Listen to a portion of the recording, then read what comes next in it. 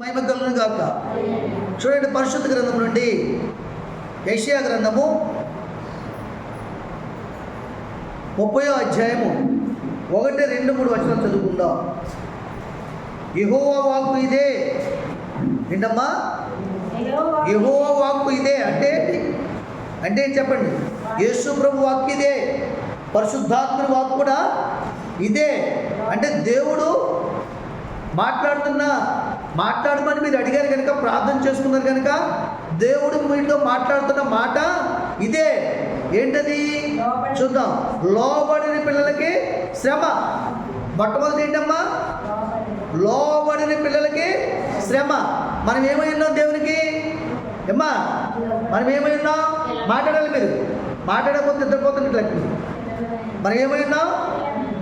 దేవునికి ఏమై ఉన్నాం? పిల్లలమై ఉన్నాం. ఇక్కడ దేవుడు నీతో మాట్లాడుతున్న ఏ మాటగా నువ్వు లోబడకపోతే నీకు శ్రమ. అది ఏ రీతి వస్తుందో తెలియదు. నీకే వస్తుంది అనుకోకు. నీ కుమారుడు ద్వారా రావచ్చు, నీ మనసును బాధించవచ్చు. నీ భర్త ద్వారా రావచ్చు, నీ కూతురు ద్వారా రావచ్చు, నీ బంధువుల ద్వారా కూడా శ్రమ రావచ్చు. లేకపోతే నీ వల్లే నీ కుటుంబానికి శ్రమ రావచ్చు. గదవుతుందండి. మొట్టమొదటిగా ఎవరి శ్రమ అంట? లోబడిన పిల్లలకి.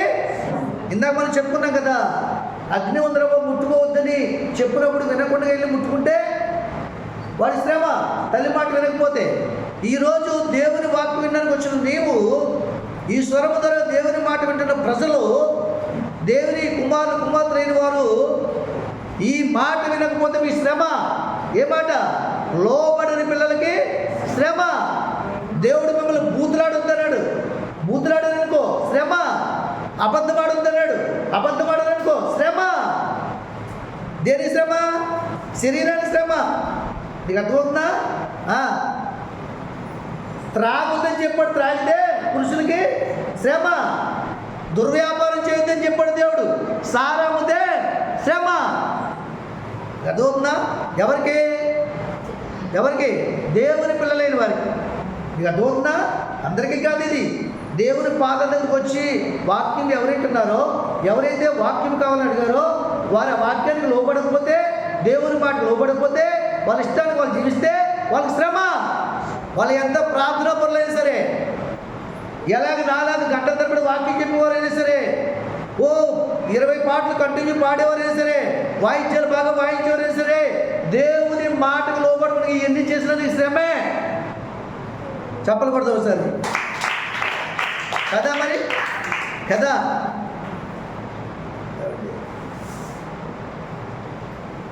ఎన్ని నువ్వు చేసినా అవన్నీ చేయాలి. మొట్టమొదటిగా దేవుని మాటకు లోబడి అవన్నీ చేస్తే నీకు రెట్టింపు ఆశీర్వాదం. దేవుని స్తోత్రం, హల్లెలూయా. లోబడిన పిల్లలకి శ్రమ. దేవుని ఎద్దుకు వచ్చి అబద్ధమాడేవారి శ్రమ, పాపము చేయవలసిన శ్రమ, దుర్వ్యాపారం చేయవలసిన శ్రమ, మనసులో పగబెట్టుకున్న వాళ్ళ శ్రమ, ఎదుటి వారు బాగుంటే చూడలేని ఆత్మీయ నేత్రం మనసు కలిగిన వాళ్ళ శ్రమ, విని విడిచిపెట్టే వాళ్ళ శ్రమ, వేషధారుల శ్రమ, భక్తియుల శ్రమ. దేవునికి మహిమ కలుగును గాక.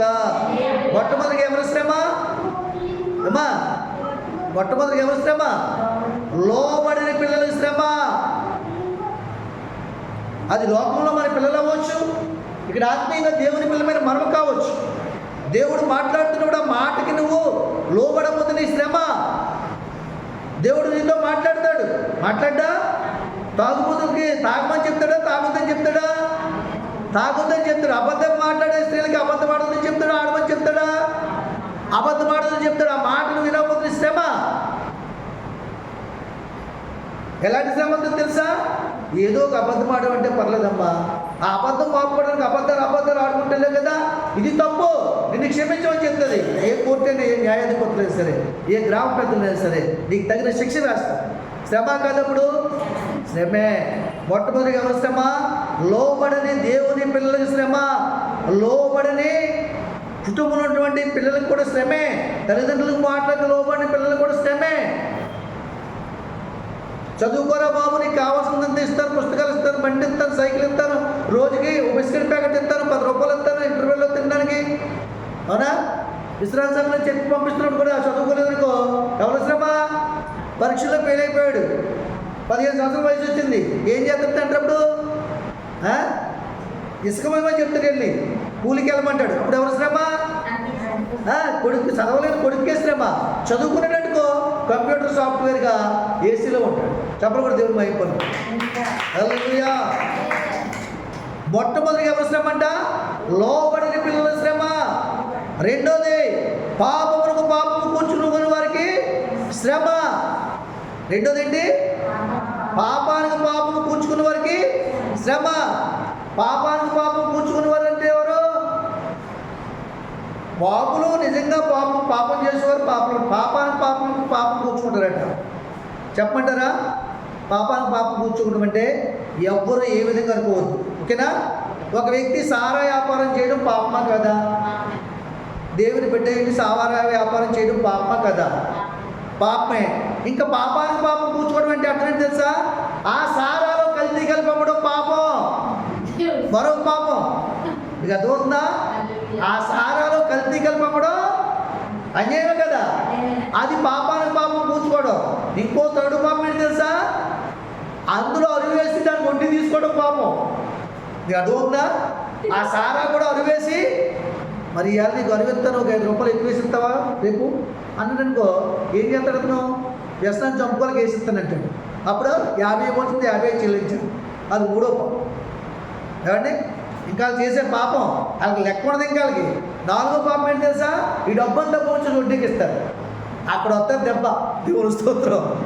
హల్లెలూయా. ఆడు మాయ మాట చెప్పి, మూట ఉందని చెప్పి, ఆడుతుందని చెప్పి, అది చెప్పి ఇది చెప్పి ఏం చేస్తాడు? ఆ డబ్బంతా పట్టుకుంటాడు. దేవుని స్తోత్రం. కొంతమంది చీటీలు కడతారు, ఆ చీటీలో పట్టుకుపోతారు. అవునా? ఎంతమంది రేయట్లేదు ఏమ్మా? పాపానికి పాపం కూర్చుకునే వాళ్ళు శ్రమ అంట. వాళ్ళైతే తెలియక అలా చేస్తారు. దేవుని పిల్లలని కూడా దుర్వ్యాపారాలు చేసి పాపానికి పాపం కూర్చుకుంటారు. మనమేం కూర్చుకుంటాం? పాపానికి పాపం. ఇక్కడ ఏం చేస్తాం మనం? అది చెయ్యం. మనం ఏం చేస్తాం? మనం దేవుడు పాపము చేస్తుంటే చేస్తూ దాన్ని కప్పు పుట్టుకోవడానికి ప్రార్థన చేసి క్షమించమని అడుగుతాం. అది పాపానికి పాపం కూర్చోవడం తప్ప క్షమించబడను. చెప్పలు పడతాం ఒకసారి. అర్థమైంది మీకు మాట? అమ్మా, దేవుడు పాపం చేయొద్దని, అబద్ధం ఆడొద్దని, అన్యాయంగా ప్రవర్తించొద్దని చెప్తుంటే కూడా విని మళ్ళా చేసి మళ్ళా దేవుడి దగ్గరికి వచ్చి నువ్వు ప్రార్థన చేస్తావు, నన్ను క్షమించు ప్రభు అని. అది పాపం కూర్చుకోవడం కదా. ఆ ప్రార్థన దేవుడు వింటాడా? విడుదల వస్తుందా? ఏమంటే రత్న గారు, విడుదల వస్తుందా? రాదు. ఒక త్రాగుబోతు నిజముగా త్రాగుతూ దేవుని యొక్క వస్తూ కూడా ఈ తాగుతున్న ఆలోచన తీసేయండి ప్రభు అంటే దానికి ఏమైనా అర్థం ఉందా? ఇప్పుడు నేను ఒక షర్ట్ ధరించుకున్నానండి.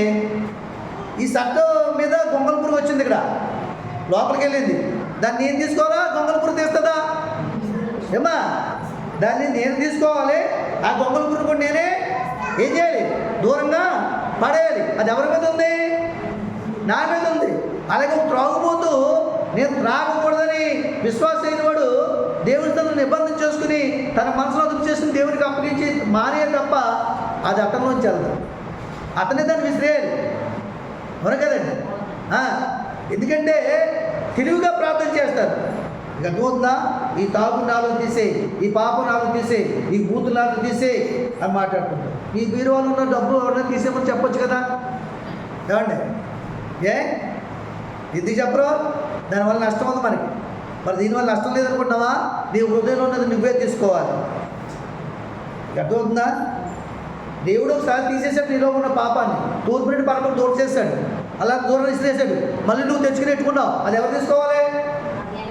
నువ్వే తీసుకోవాలి. నువ్వు మొదట్లో ఒప్పుకొని వ్యసనాన్ని విడిచిపెట్టి దేవుని దగ్గరికి వచ్చి ప్రార్థన చేసుకుని క్షమించమన్నటువంటి పాపములన్నీ కూడా క్షమించడే. నేను అద్దెకొచ్చి నేను ఎంతమంది తోసిపోయినని చెప్తాను. మరలా నువ్వు పాపం పూడ్చుకోవడానికి పాపం చేస్తున్నావు అంటే అది ఎవరు తీసుకోవాలి? తెలివైన క్రైస్తవులే. ఇక అర్థమవుతుందా? బూతులాడేస్తారు, బూతులు తీసేయమంటారు. ఎవరు తీయాలి? అమ్మా, నీ ఇంట్లో ఉన్న చెత్త ఎవరు ఊడ్చాలి? పక్కింటి ఎవరు పిలిచి ఊడమంటే ఊడుతుందా? నువ్వే ఊడ్చుకోవాలి.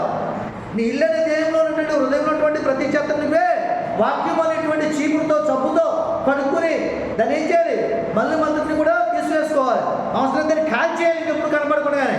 దేంతో? వాక్యం అనే అగ్నితో కాల్ చేయాలి, నిబంధన చేసుకోవాలి. దేవుని స్తోత్రం. హల్లెలూయా. పాపానికి పాపం పూడ్చుకోవడం అంటే ఇదే. పాపులైండు కూడా పాపమును విడిచిపెట్టకుండా పాపాన్ని తీసుకునేమనడం కూడా పాపమే. ప్రార్థన చేయకపోవడం కూడా పాపమే. దేవుడు చెప్తున్న మాట వినకపోవడం కూడా పాపమే. ఇది శరీర సంబంధమైన పాపం కంటే బహుఘోరమైంది. ఏం చెప్పాడైనా? ఏం చెప్పాడు? నన్ను తృణీకరించిన వాడిని నేను క్షమిస్తాను, నా గురించి చెడ్డ మాట్లాడిన వాడి గురించి నేను క్షమిస్తాను, కానీ నా నాటి నుంచి వచ్చే వాక్కు ఉందే పరిశుద్ధాత్మ శక్తితో వాక్కు, పరిశుద్ధాత్మ ఎవరైతే చూస్తారో వారిని క్షమాపణ లేదు. నీ సేవకుని ద్వారా వినపడే మాటని అది సేవకుని మాట కదా నువ్వు అనుకున్నట్లయితే నువ్వు పరిశుద్ధాత్మని నువ్వు దూషిస్తున్నట్లు లెక్క. అలా అనుకోకపోయినా ఆ మాట ప్రకారం జీవించకపోతే పరిశుద్ధాత్మని అవమానపరుస్తున్నట్లు లెక్క, పాపానికి పాపం పూడ్చుకున్నట్లు లెక్క. దేవుని స్తోత్రం. కొందరు గుండె విరుచుకుని తిరుగుతారు పాపం చేయవారు. నా గురించి అందరికీ తెలుసు, ఏనేంటో తెలుసు, నాకేం కాదు, బలహీనమైన నా భర్తను నేను జయించగలుగుతున్నాను, బలహీనమైన నా భార్యను నేను జయించగలుగుతాను, నేను ఏ పాపం చేసినా తిరిగి దానికి హక్కు లేదు, నేను ఏమైనా చేయగలను అని ఒక పురుషుడు విర్రవేగిపోయి పాపం చేయొచ్చు. కానీ ఒక దినము ప్రతిదానికి లెక్క అనేది అప్పచెప్పవలసి ఉందని మర్చిపోవద్దు. చెట్టు మీద నీ కొబ్బరికాయలను లెక్కేసి తిరిగి